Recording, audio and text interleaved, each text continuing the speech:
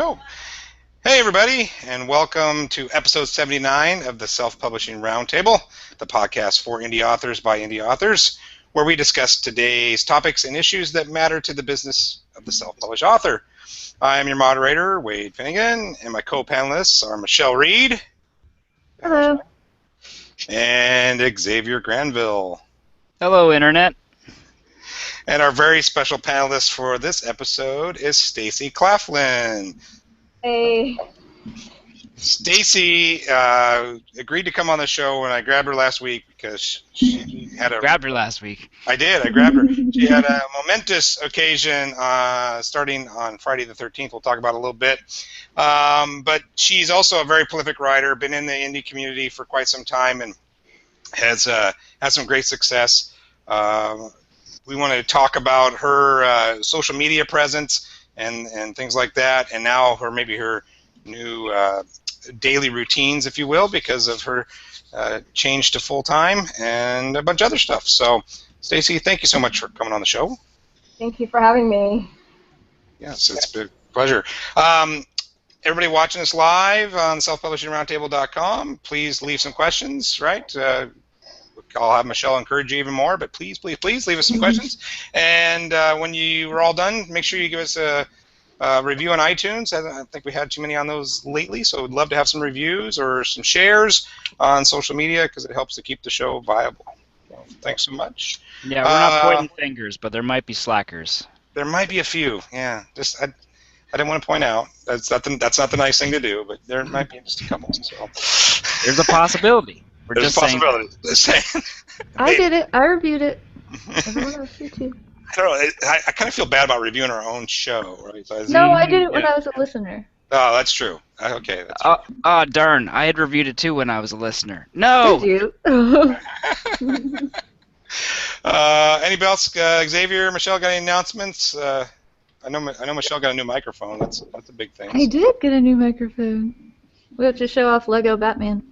Oh, there he is. Yay! And actually, yes, I just started a box set yesterday, and I've never worked so hard in my entire life. That's my announcement. Don't ask me anything else about it because I don't know what I'm doing. You don't know, but you started one, so it's not out yet, but you started one yesterday. We're putting one together, yes. Awesome. Okay. It's been really fun so far, but I've been sitting in this chair for like 10 hours today. Oh, man. That's a lot of sit time. Good times. Yeah, good times. Yeah, there you go. Xavier, anything on your end?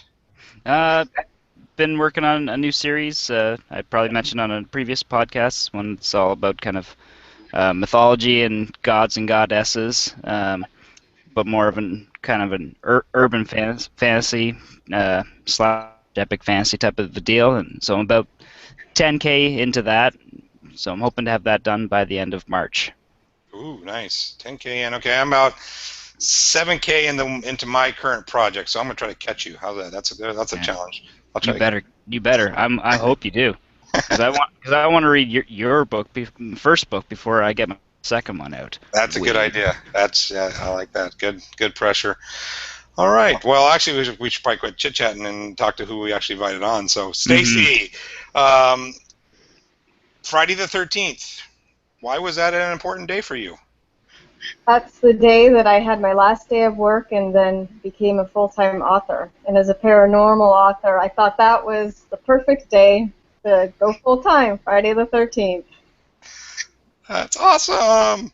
That's awesome. So tell us a little bit about that journey. How did you get to that point we're all trying to get to? Oh, gosh, I don't know where to start. Well, I started writing my first novel in April of 2012.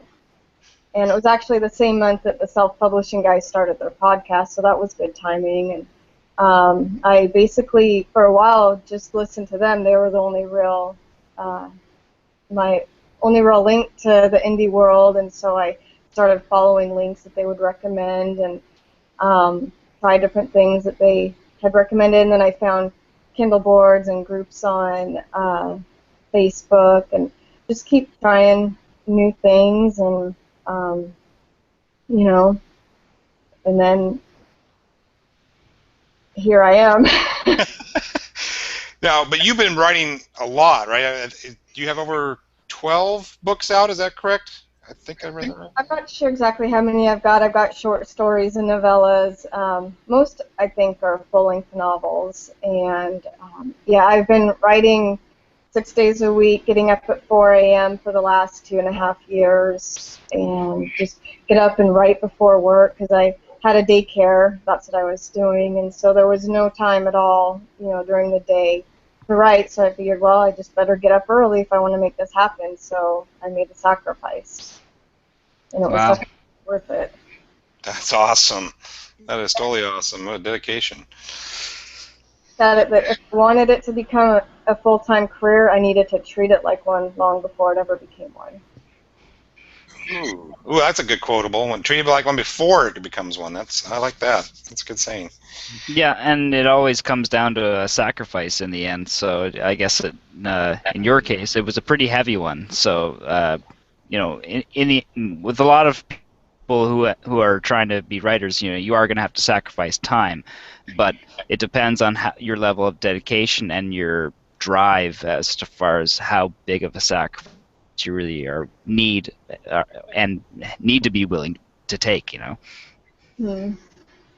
Very true. Very true. So, okay. So, talk a little bit about how that's looked so far. I know it's a very short time, but how has been the change? What's your schedule looking like now, and what are you starting to notice? Well, this week has just been trying to figure everything out. I knew that it would be at least a week to figure out what my schedule would be like to go from daycare all day long. It was 12 hours a day, 5 days a week, to now, wow, I've got this time to write, but I'm also homeschooling, so I'm not like rolling around in time. So it's helpful to have a schedule and set time, and I've still been getting up early because that's when I'm kind of used to writing and just trying to learn how to write during the day with distractions. But I'm by today's Thursday, and I'm starting to get a feel of it. I think it might take till next week to really get a better feel. But I'm able to write in the day, and I'm getting more words done. My goal for this week is 3,000 words. So I've hit that every day. Do you do that every day or for the whole week? Yeah, Yeah, just each every day. day. That's pretty awesome. So, what was your word count going in? So, getting up at 4 a.m. and stuff. What sort of word count were you getting then? Well, for the last couple months, it's been kind of low, about maybe 1,200 words a day, because December really hit me. I got the flu, and I was sick for over 2 weeks, and I just got out of the habit of everything, and it just seems like January's hard anyway, getting over the holidays, and this year was worse. So it's just been crazy, but now I'm getting back into the routine of everything. Cool. Now, when did you make the decision? I mean, obviously, the 13th you actually did it, but how far in advance did you plan this out, and did you have certain money goals and other things that you wanted to hit before you decided to do this? Yeah, I think we decided in December that we would, but we didn't have a date or anything. But I wanted to watch my sales for a while and just make sure that I was consistently getting enough to not only replace my income, but also allow me to keep paying for all the book-related stuff, covers, editing, and everything, promos. And once it looked like it was steady, and it just kept going that way, we said, okay, well, let's go for it. So that was like the scariest thing, was to tell my clients, and then just everybody I told, I was just shaking, like, oh my god. How did you know when? And I was checking the comments, so but how did you know when?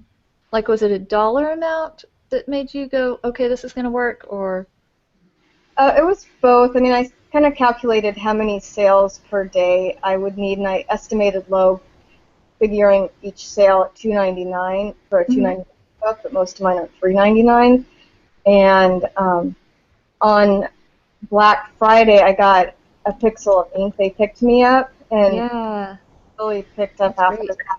And I mean, it's still going, and you know, with each new release, things keep getting better and better.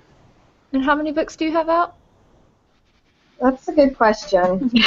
Yeah, no, I was doing a count earlier on because you have 3 series, but within that one series you have many standalone and individual kind of side series within. There's quite a few. Yeah. The total count on my Amazon author page is 25, but that includes box sets and everything, audio. But yeah, You've been busy. I have. Last year, my goal was I just wanted to produce. I wanted to publish 12 titles for Including box sets? Yeah, box sets. One was a short story in an anthology in the Dream Engine world, but I did get the 12, and I just really wanted to build my backlist so that when I really focused on promoting, that you know, when someone would get into one, they would be able to have a whole bunch more to buy into. Mm-hmm. Yeah, no, a backlist is very important. You're not very rarely are you going to see anyone with 1 or 2 books selling enough to make a living off of being a self-published author. Yeah, yeah, and when I did get picked up, and also with my other series, the Transform series that has most of the books, the first one went free, and then it got picked up by some good sites, and then it jumped up into the top 100 free, which I'd never had that happen before. That was in October, I believe, and people just, I mean, they said they had like read all of them in a week, and said, wow, well, I'm glad that That's happened. amazing. I had mine go up into the top 100 or so, and I am not full-time, so well done. You did a bunch of things right. Yeah, definitely not 1 or 2 or 3 or even 5 things. There's just a whole set of things that all kind of played in together at certain times, and just everything has worked out really good. Nice. I So, think that's important go ahead, to Jill. remember. Sorry. No, that's okay. I think that's important to remember, that it's not like you're just gonna, oh, I got picked up by this one place and now I'm rich. Like, you have to keep doing all the things all the time. Right, yeah, and I've never had a book bub. That is very encouraging. Yeah, I'm book bub and I write young adult, and I was able to go full time. Those are 2 things that people say, don't, you know, you gotta have a book bub and don't write young adult. Now, is this just because you have not gotten a book bub, or is this for not want of trying? No, they don't like me. Oh, okay. Just simply they don't invite you over for cake. Yeah, when I put up my free book, they tell me to try it at a lower price. You know, not sure if I've got to give it away. You know, You have to give $1 away with every copy. So, kind of speaking on that, though, what is your marketing plan looking like right now, especially since you made that transition? Did you change how you're going to advertise and things like that? no, I'm just doing the same thing. It's working. Just trying to do, you know, different promotions every month, or maybe skip a month, because it seems like 3-month cycles seem to work well, just to let the book kind of do its own thing, and then do a big push, and then get a bunch of free downloads, and then you get the sales, and then it kind of goes down. And I don't know, that's what I found anyway that works. So you just keep going on the titles as they're up for... Are you in Select? My trilogy is, but I'm coming out of that to go wide with the trilogy, but the rest of my stuff is it's wide. So do you? I'm not trying to ask all the questions here. Go, Michelle, go. Like I said, I've been stalking you all week. So, do you? In more ways than one. I'm outside your window. Do you like promote one and then when that? Because you can't promote for like 30 days or 90 days, right? After it's been promoted? Did I make that up? Yeah, Like with the sites? Yeah, it seems like things kind of cycle every few months, so I try to get everything all lumped together for a big push, like the free books and ENT and some of the smaller ones for my I was perma. going to ask you which ones you used also. Mm-hmm. Yeah, I found the free booksy and ENT to be the best ones, besides Pixel, but you can't really, you just Right. want. Yeah, I can't count on that. Just cross your fingers, right? I have been noticing, Stacy, that you've been doing Wattpad quite a bit. Can you share any results from that or how that's going? It's going good. I put some stuff up and pretty much forgot about it for, I don't know, a year or something, and then I got an email from one of the Wattpad people saying, hey, can we feature your novella Fallen? I'm like, you have to ask, you know? Yeah, feature it. And so they featured it, and it got a whole bunch of reads, like 40,000, I think, or something, and then people moved on to my next book, Deception, which is like perma-free, and it's been going really well. People have been asking for the next book, so I've been putting on a couple chapters a week, and people have been reading it and commenting and voting. I love reading the comments because, you know, when you've got a book, you don't get to see people's reactions to the little things, but in the chapters, sometimes they'll highlight something that they thought's funny, and they'll write how much they think it's funny, and I just get a kick out of those comments. Now, do you think you'll actually pick up any sales from that, or is that not your motivation there? I hope to, but I'm not really sure what all will come of it, but I figure, you know, exposure is exposure. It's people who are finding my books, and I know some people have said they've gone on to buy it because they just can't wait for the next chapter to come out, you know, one chapter every few days, and I even had someone leave a review saying that they had read it on Wattpad. Left a review on Amazon. That's nice. That's very generous. Yeah, it was. I was quite surprised. That's cool. Yeah. Huh. Questions from the site, Michelle? Are we missing any? No. My refresh has not been working. No, everybody. Oh, here's one right now. Kate wants to know. How did you start gathering your first reviews? Because with the good book promo sites, you have to have a certain number. Mm-hmm. Well, one way is to just do like a KDP free run. I get a lot of reviews just by giving it away for free. There's always hunting down book bloggers. That is very time consuming, but it can work. And then there's sites like Story Cartel, and there's a few other sites kind of like that are popping up where the authors pay to put their book up, and then reviewers can just pick and choose what they want to review.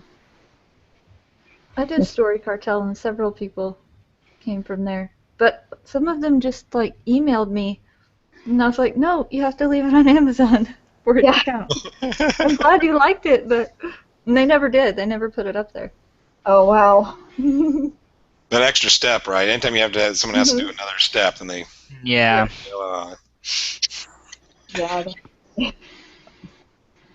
Xavier, I didn't want to cut you out because you had any questions yet. Do you have a question? Yeah. Well, I was just gonna kind of add on to with those collaborative things like with Story Cartel and Wattpad. I tend to use the Google Plus Saturday scenes, and that tends to be a similar thing where you post, you know, what you're writing at the time, but just, you know, a little scene for people to read. And there are there tends to be some traction as far as the crossover of those that are reading versus on the social media versus buying the book. But I guess it depends on the site itself and the market of the reader who as far as who's going to be buying it. So in your case, Stacy, you probably see a good amount of traction because it's romantic fantasy with romance, and it's fairly clean cut, correct? That's correct. Yeah, so for those that are using Wattpad, you can think about the market of who is usually using Wattpad. In Wattpad's case, it tends to be people who are around the age of anywhere from 15 to 20 in their 20s. So do know that there is a certain market of people that are using that site, and you're going to see certain up and down traction depending on what you're posting. Mm-hmm. Good point. Good point. My daughter is writing on it, and she loves it. Mm-hmm. Great. Yeah, That's awesome. 5-day algorithm I read somewhere, so if you post twice a week, it'll keep you fresh on the algorithm on Wattpad. So I usually do Tuesdays and Fridays. I will tell her that. She would do it every day if she could. She does it from school, even. I'm like, do your homework. Yeah, no, don't be telling that in front of me. No. She's a good girl. But they don't have recess. They have, like, quiet time because she's old enough to not have recess. So she's just all the time. That's cool. That's awesome. I think another reason why, Stacy, you're having such great success is your covers look really, really good. Can you tell us a little bit about who does your covers or where do you get your covers from? Actually, most of them myself. I use the do-it-yourself book covers that Derek Murphy created. It's you can do it either in Word or he's got an online thing. But the secret is the templates that he has. They're based on best-selling books, and so basically you just find the images you want and the fonts, and then you just put it onto the template, and you've got this nice cover. And for limited, I mean, it doesn't take that much time. I have the hardest time finding the photos that I want. Yeah, and that really is it. If you are someone who's doing things from scratch, you're kind of ending up to the mercy of whatever your source material is. Mm-hmm. And the templates make a huge difference. So, like Gone, you did that one yourself? Yeah. Wow. Yeah, the trilogy one that has all three of them, I got that one at Cormor Covers.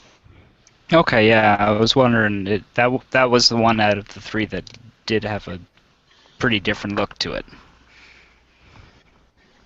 Yeah, I hired out for that one.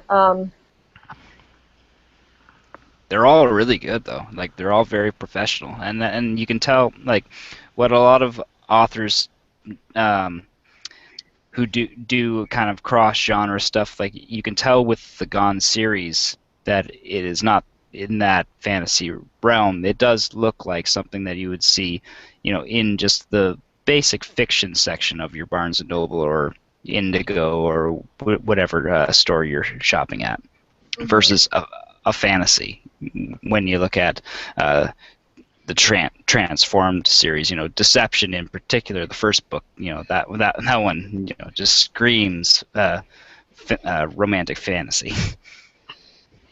Yeah, I've spent a lot of time studying covers, and I'm on Pinterest a lot, and so I pin a lot of covers that I like, and I feel like just looking at covers has helped me to really understand the genres and what works and what doesn't.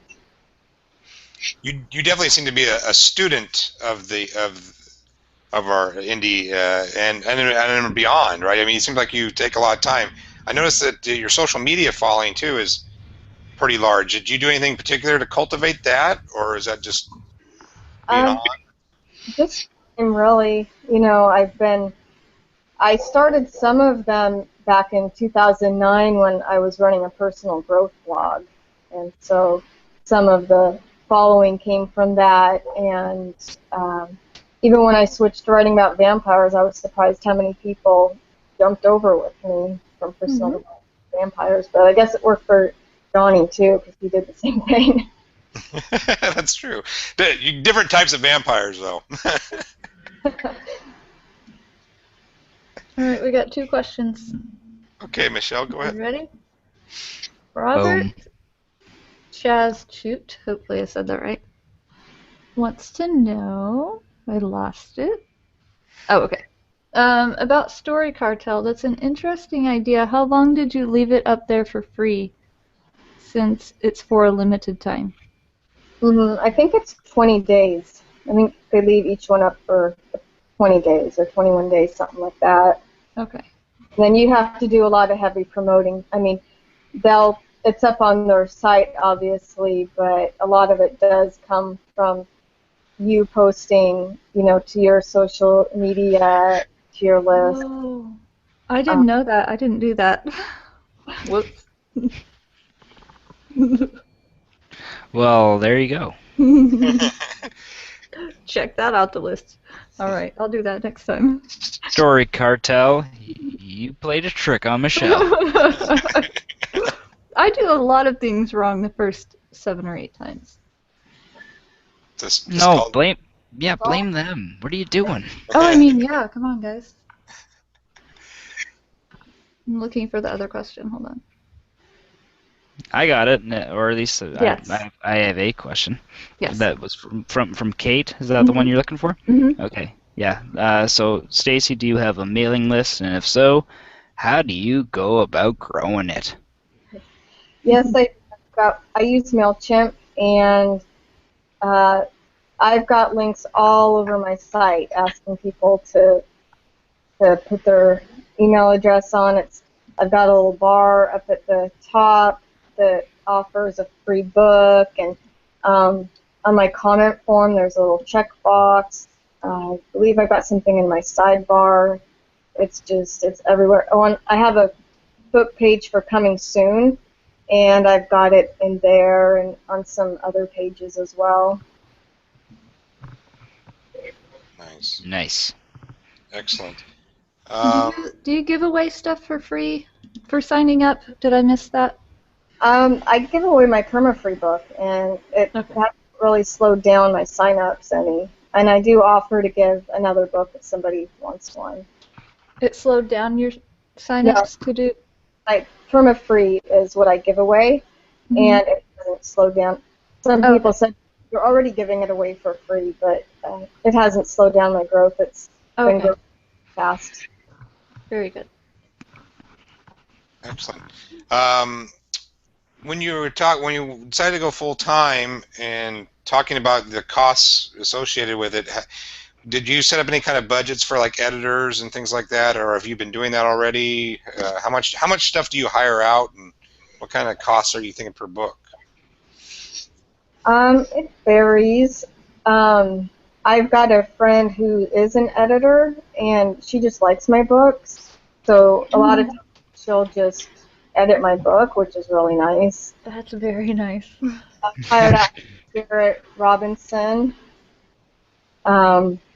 Yeah, if I can go free, I will. But I mean, obviously, some things you got to pay for, and it's definitely worth it. And especially, the more money you have coming in from your books, the more you can put into them. Because like when I started, my first goal was for my books to pay for themselves. And then once I reached that goal, then I wanted to be able to pay for promos and other things like that. And so I just, each incrementally, new goals.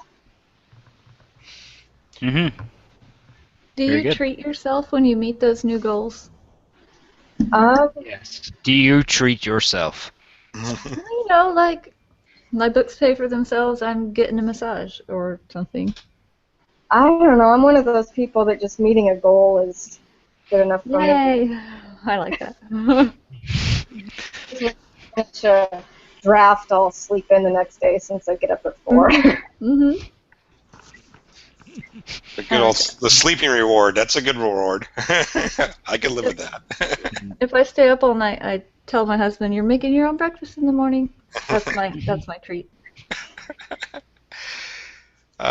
What's your writing style like? Are you a pantser? Are you a plotter? How do you go about producing your I'm work? definitely a pantser, although I do plot out somewhat. I have a very loose outline. I'll list out the main points that I want to hit, but I don't really bother filling in details because I figure out the story as I go, and my characters, they just do what they want. Like today, they totally threw me for a loop, and I was like, okay, well, just go with it. What want to do. Nice. Yeah, I do love that about characters. Like even I am actually a very rigid outliner, but at the same time, I do let my characters have full reign. So like as much as I will have the same ending to a scene, it'll always end the same. But the reactions of characters when something happens, like I'll end up finishing a line of dialogue and sitting back and like, I did not expect the character to say that. That's actually very funny. Yeah. And you didn't Crack yourself up. yeah, I love cracking myself up because at the time it's not actually really coming from you per se, it's actually coming from the character. So it wouldn't be something that you would say in your daily life, but it really fits for in that context, in that scene, at that time, coming from that character's mouth. Yeah, it does. I'm sorry, can you hold on a minute? This cat is draining my battery, and I did not realize that. Is that okay? Yeah. Yes. Absolutely. You say the cat is draining your battery? That's what she said. I think the chat.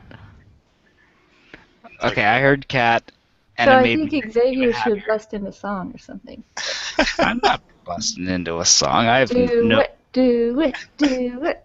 I am not doing it.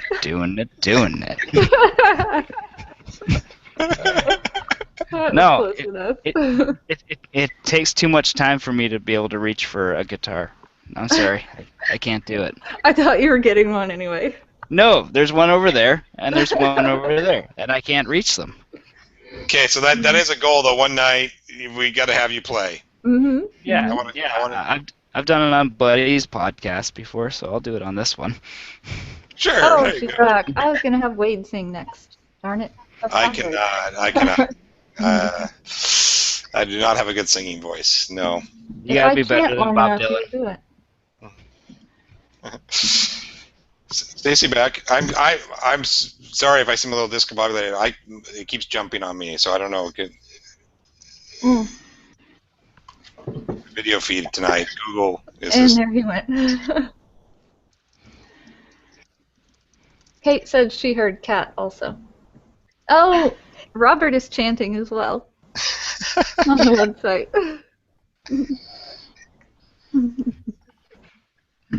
I don't remember what we were talking about. I don't either. Is Stacy frozen for you guys?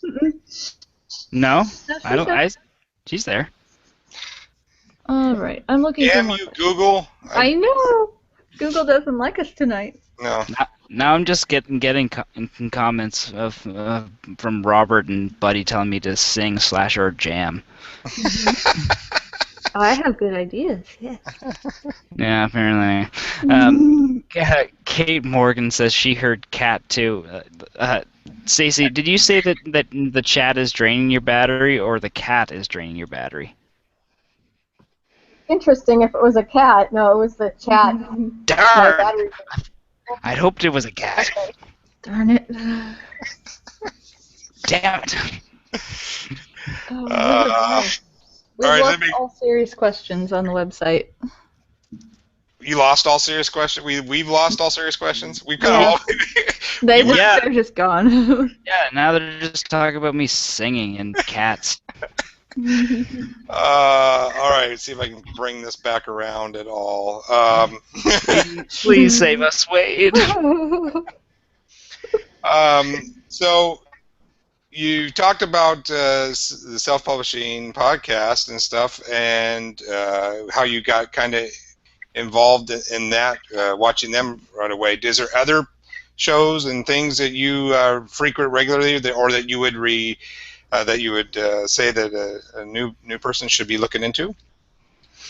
Oh, there's so many great podcasts now.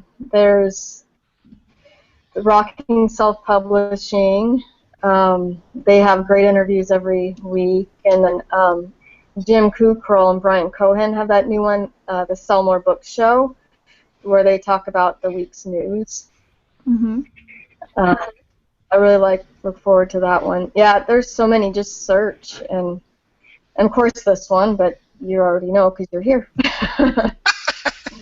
Well, thank you for that. That was very nice. Very nice of you. All right. So, any more serious questions? Did you guys good to scan back through or not? Or are you guys gonna leave me hanging here because you guys threw me off my game? So. I just like to see you be awkward, Wade. Thanks. Appreciate that. Robert wants to know what you're reading, Stacy. What am I reading? Do you have anything that you recommend? In your genre or not? I just recently finished Gone Girl. I hadn't seen the movie, and I couldn't put it down. It was just so much crazy. Yeah. It looks crazy. Yeah, I didn't want to put it down. Looks real crazy. Yeah, it was totally. Yeah, I was trying to explain it to my husband. He wanted to see the movie, and I was just like, it's crazy. I can't even explain it to you. You just have to see it. I watched the honest trailers for that movie, and I was like, nope, I'm not watching that. Yeah. How can you watch the honest trailer without seeing the movie? It's mostly spoilers. I always watch the honest trailers unless it's They're just but it's spoilers. It's just spoilers in the best way, though. It's an honest sometimes trailer. It's better than the movie. Yeah. Okay. We got another comment from the Lovey. Asking. Hello, the Lovey. Stacy, how long does it take you to write a book, start to finish? What's your average kind of schedule for putting out a book, I guess? Anywhere from a month to a month and a half, but that's probably going to change with my writing, writing more, because I went from about 1,500 words a day to 2,000, and now I'm going to be aiming for, hopefully by next month, 4,000 a day. So maybe even less than a month for a book.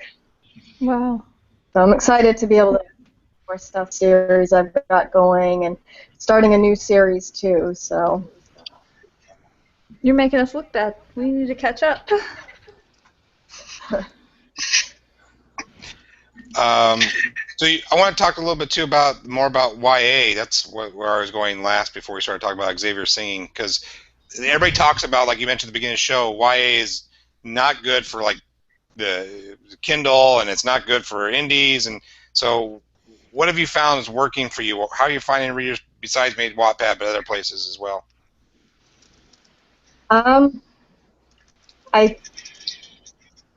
It's hard to say because, like I said, I do so many different things. One thing that really works well for me is Pinterest, and that's one of the biggest sites for traffic for my blog. And I think that a lot of that converts over into sales. I've heard that Pinterest is the best social media for converting sales. I have a lot of boards. I've got 40-some boards, and like I have a board for the Supernatural show, and I've got probably, I don't know, 600-700 pins on that board, and then I've got a Vampire Diaries board, and other boards for like celebrities and books I'm reading, and just basically things that I think people who like my books would like, and people who like Supernatural, Vampire Diaries, that type of thing, they're probably going to enjoy my stories, and so they follow me on there, and sometimes they'll follow my other pins, or oops, I might pin a new release into my Supernatural board, and then they'll see it. Okay. So Pinterest is one way that I find people, and then, like you said, Wattpad, there's some conversion, but probably not a lot, and I just post on Facebook and Twitter. I just sort of do a little of everything, and I'm always willing to try new things. That's one thing. I'm not worried about failing. I just, if something is new, I'll jump on it and try it, and if it doesn't work, well, I tried it. And I've done some box sets. I did a couple last year, and I've got a couple I'm in now, and I think those have been really helpful too. They've had really good covers, and the Paranormal 13, that was in the top 100 free for months, like 2-3 months. It just fell out recently. And then the new one I'm in, that one's been getting a lot of good promos, and I'm closer to the front in that box set, so I'm probably going to see the results from that sooner than the other one. Does the placement have a lot to do with it in those box sets? I think so, because in the Paranormal 13, the first author, she started seeing an major uptick in sales right away, whereas the rest of us were kind of like, so it's been the slowest going for mine, because a lot of people, I think, just start at the beginning. But I do know that I have gotten sales and fans from that, because I've had people tell me, or they'll leave it in a review, that they found it from the box set. And so the box set, people might say that it's dying, but it's still effective. It's getting in those multi-author bundles. That's the only place my sales come from, is a box set right now. Most of them. So something's working. That really does work. And the two I'm in are perma-free box sets, but I imagine that the 99-cent ones are pretty effective too. Did you pursue those on your own, or did someone come to you for those box sets, Stacy? That's a good question. I believe I saw them both on K-boards. And so I saw it and I jumped on it, and I got accepted into both, so I was pretty excited about that. That was actually a follow-up question. I thought about that earlier. How active are you on K-boards, and what do you think of it as a way to connect with people and stuff? I think K-boards is great. I'm pretty active. It kind of bounces back and forth. Sometimes I'll post a whole bunch, and then I might barely post for a week. But I've had a lot of people say that they read my perma-free just based on seeing it in my signature over there, and other people, just interacting with people on K-boards. Sometimes they just like you, and so they want to try one of your books. I found it to be really helpful since I've been there, and I found other authors that I like to read too. So it's a great way to find other readers and to connect, and doing collaborative stuff like the box sets. I've done other kind of promos where we, 99-cent promos or whatever. I like to jump in on stuff. If it sounds good, I'll try it.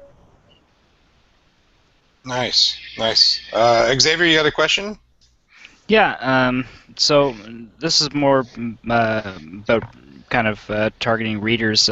You got 3 series and a couple different standalones and stuff like that. So,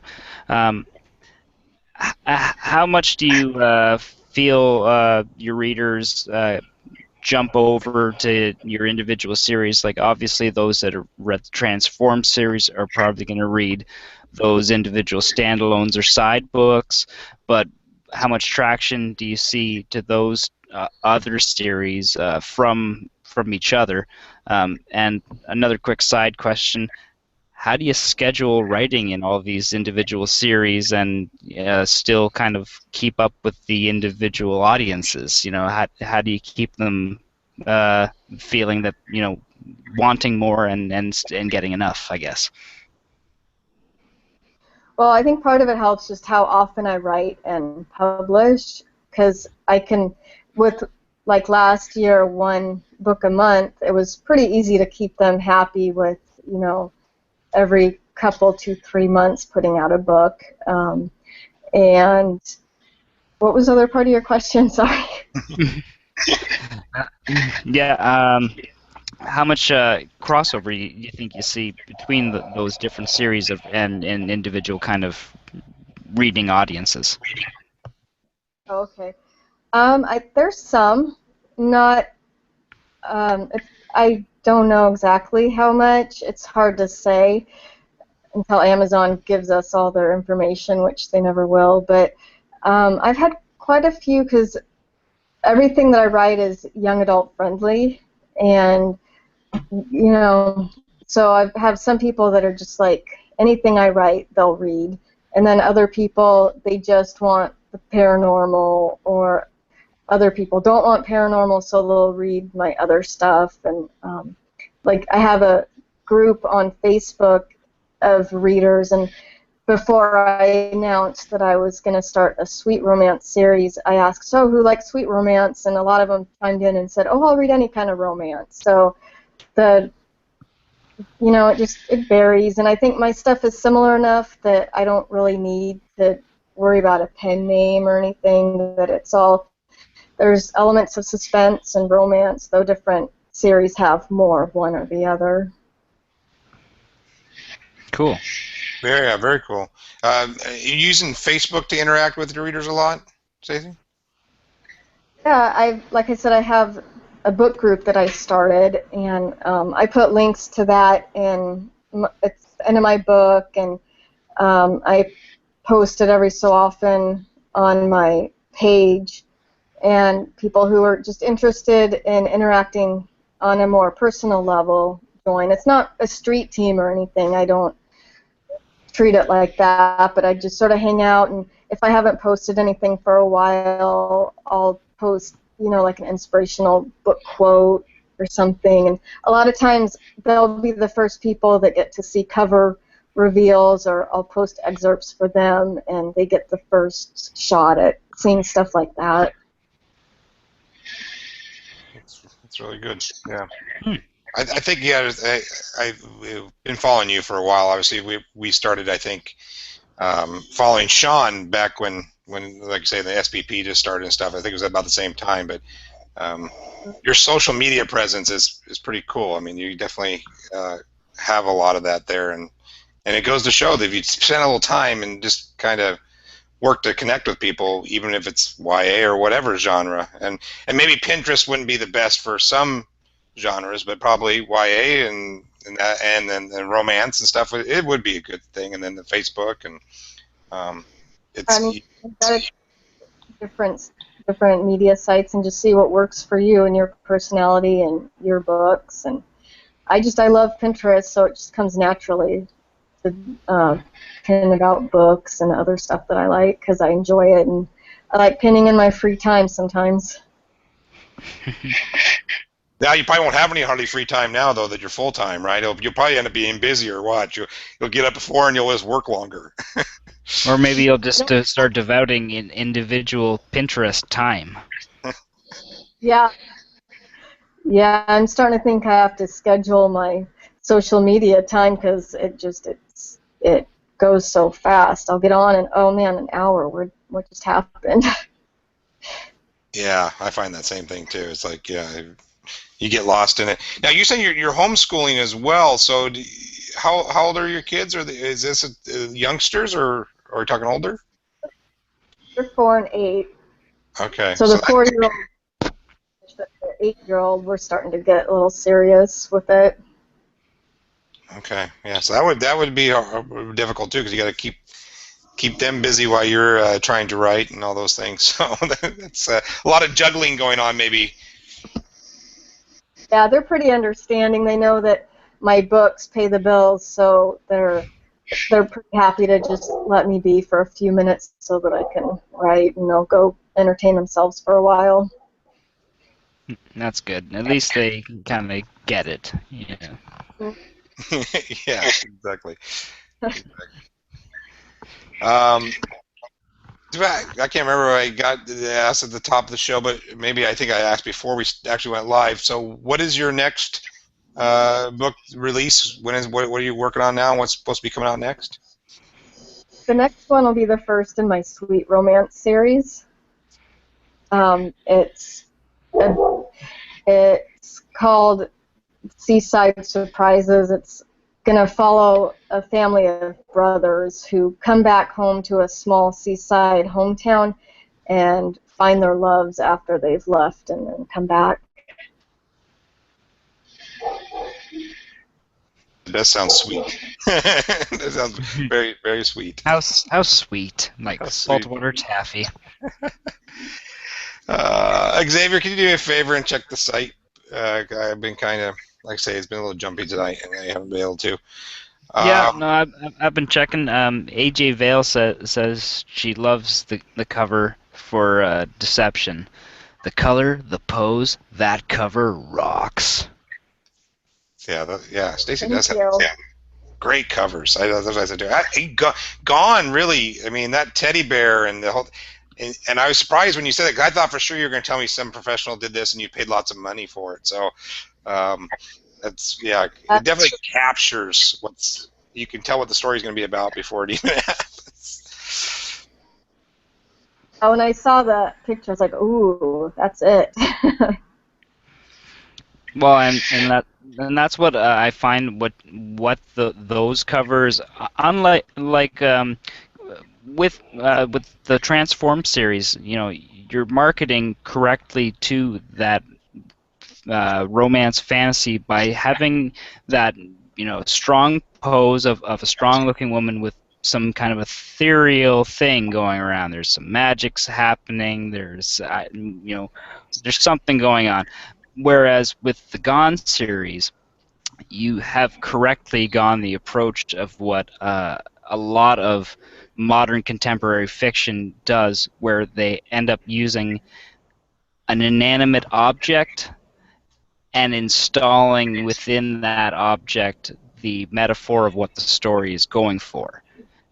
And that's very current top book selling things nowadays. So like kudos to you for going not only with correct marketing but also with the trend, which so I caught on to that and I like that. Oh. Yeah, another thing when I design my covers is I like to get other people's opinions too, because I may think one thing, but other people who see it, they might be thinking something completely different. So that's where it helps to either post it to my Facebook group or on K-boards, and it was really helpful with K-boards because I got a lot of specific advice, what I should do, like to color it and the placement and the font. was having a hard time with the little details, but everybody was so helpful, just like, you should try this, you should try this, and finally it all just came together.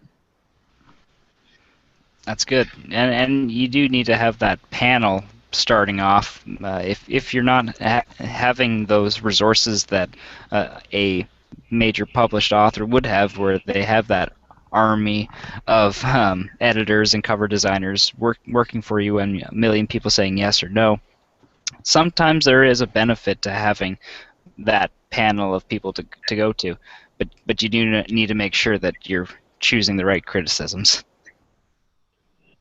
Yeah, you gotta know who to listen to for sure. Yes, definitely. We got a question for Stacy from Carl. What kind of money do you suggest people spend on their books? Should they have a set budget for each one, and if so, do you suggest it's spread? And then he has like 3 other questions. Maybe just start there. But they're all just one block paragraph. I didn't know what I was getting into. Jeez, Carl. Go ahead, Steve. Each book, you have to look at it individually. Like for the Gone book, I knew that it had more of a widespread appeal than, say, paranormal romance. So I put in more money for the editing and obviously not more money for the cover since I did it myself, but I really spent the time to get it right, and I just wanted to do everything right for that book, and because I just thought that this one would really bring in a lot more readers for me. And then also, like, further books into the series, I I don't want to say you need less, but really what you want to focus on is the first book in the series, because that's what's going to draw people in. And so you just be really diligent about the first book to just make sure the cover, the blurb, everything is right. And whatever you can pay for it, just do the best you can, because it'll pay for itself, especially if you have a good backlist for people to buy for the other books in the series. Okay, and I guess another part of one of Carl's questions here. Do you have any advice of how to best position yourself as a YA author or on the YA charts due to things like Hunger Games and Maze Runner, like the bigger selling things? Do you do much targeting with YA fans on Facebook or search engines? Like, how do you go about targeting that audience, I guess? Well, for me, like I said, Pinterest, pinning the boards with the stuff that I think people would like, who would be interested in my books. And then, what's that? Yeah, I was just gonna say, because of Pinterest, do you find that does that solely kind of bring in that kind of crowd because it is Pinterest? Yeah, I think a lot of younger people are into the Pinterest and Instagram thing. I don't do Instagram, but I really like Pinterest, and it seems like there's a lot of young people on there, and I notice young people commenting on fits with the YA kind of a thing. That's cool.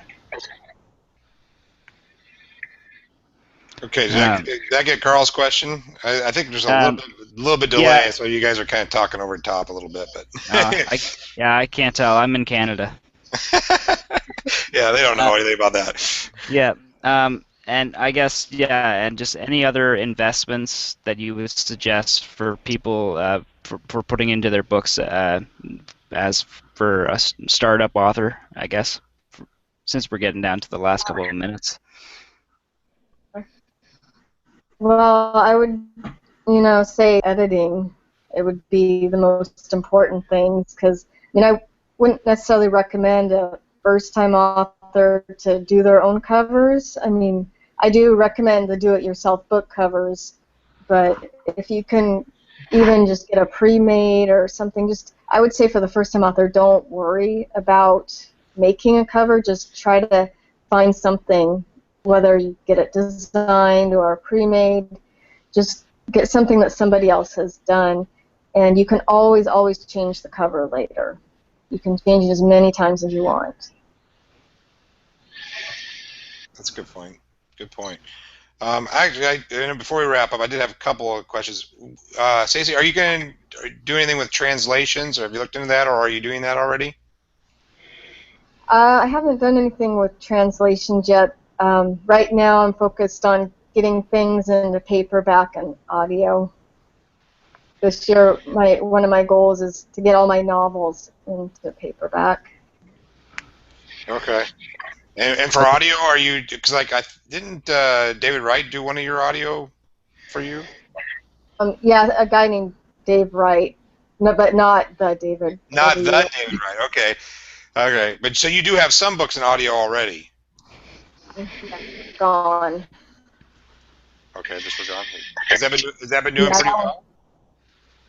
It just came out, and so I'm giving away some free audio codes. I've got a giveaway on my site now and stuff to try to get the reviews. Very cool.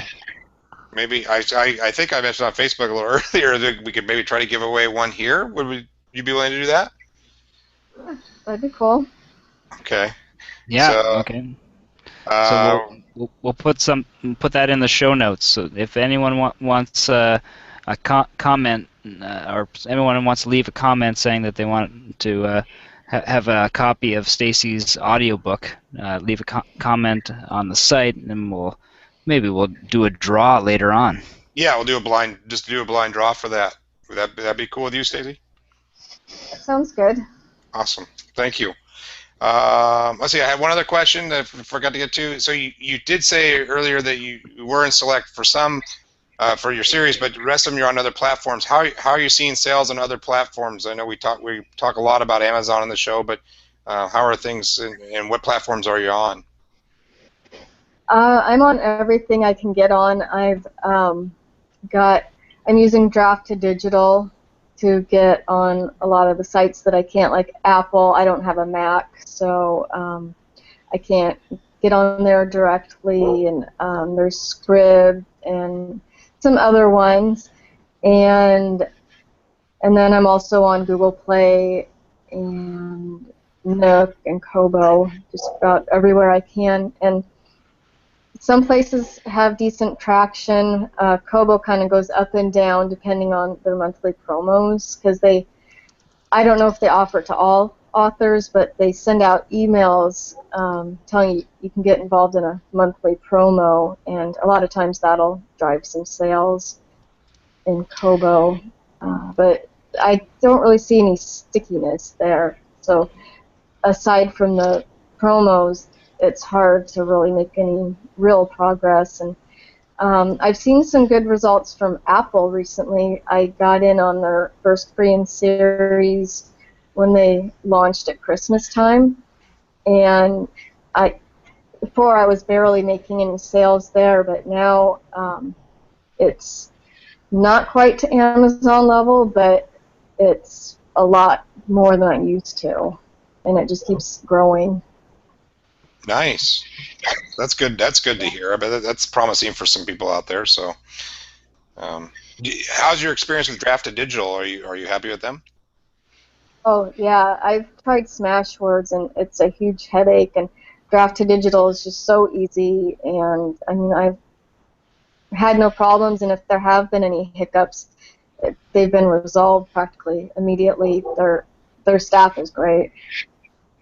Oh, good. There we go. Oh man, I'm getting more feedback. I'm sorry. Hopefully you guys. Hopefully the audio is not picking all that up tonight. So it's Google's been fun with us tonight. Well, we are at the hour. Xavier, did we have anything else from the site that we didn't get covered? Let me just do a quick check. I don't think so. Apparently, well, Michelle had to bow out all of a sudden mid-broadcast because she became sick. So a quick update on that. John, her husband, is now feeding her soup. Oh, that's very nice. So all is well in the universe. Of course, Carl, last bit questions. Just one last one. Mostly just like, where are you on the Apple and like the iBooks market, and have you been in touch with any reps to try to get closer with them, or how are you taking advantage of getting an audience with that? I haven't done anything. I was approached by someone from Draft to Digital, I think in December, and I just asking me if I wanted to take part in it, and of course I did. So I'm quite glad to be on the first Breen series. But I didn't really do anything except say, yeah, I want to do it. Okay, so that wasn't through them. It was through Draft to Digital, not through. Yeah, they kind of were the middleman between me and Apple getting on that program. Gotcha. Okay. Well, and that it makes more sense in that aspect as to having success as far as being shown on Apple. It does tend to require something, and in which Carl had mentioned, getting in touch with the reps. Some people find if you're a friend with Mark Lefebvre over at Kobo, that maybe you show up a little bit more on the Kobo lists, kind of a deal. So it's funny as far as what it takes to break into these individual markets. They're a little more closed off, like Apple. Yeah, and sometimes it's just pure luck, too. Exactly. Yeah, it never hurts to be lucky. That's right. That's right. I don't know. I think you've watched the show a few times, Stacy, so you probably know we do a little after party. So if anybody in the chat would like to do an after party, just put your name in, and we'll give you an invite. And I don't know what you got going on this evening, Stacy, if you can stick around for that or not, but you're more than welcome to if you like, and have some people ask you individual questions. Yeah, it was a yes. Was that a yes? Not. Sorry. Yeah. Okay. And as always, please, those listening live, now that after we're done here, you can go leave us a review. I know Robert said he did, so thank you, Robert. And he is not one of the tardy ones. he is not one of the tardy ones. That's right. So leave us a review. Give us a share, thumbs up over there on the old YouTube. We would really appreciate it. So, Stacy, thank you for coming on the show tonight. We really do appreciate it, and congratulations on becoming full-time. On Friday the 13th. On Friday the 13th, nonetheless. Hopefully it is a very spooky year. All right, everybody. We will see you next week. Again, if I was more professional, I remember who we're at on next week. But don't worry, we'll have a post up soon. Do you remember Xavier? I do. It's Brian Cohen. Oh, there you go. It's Brian Cohen. See? Yeah. I should just have you, Xavier, at the beginning of the show. Just tell me right away who's on next week. That way, it is YA author Brian Cohen, and folks might know him from the Sell More Book Show that Stacy mentioned earlier on. Yeah. So there you go. So more YA. Yay. All right. Yeah. Thanks, everybody. Have a good night. Bye, Internet. Bye. Bye, Internet.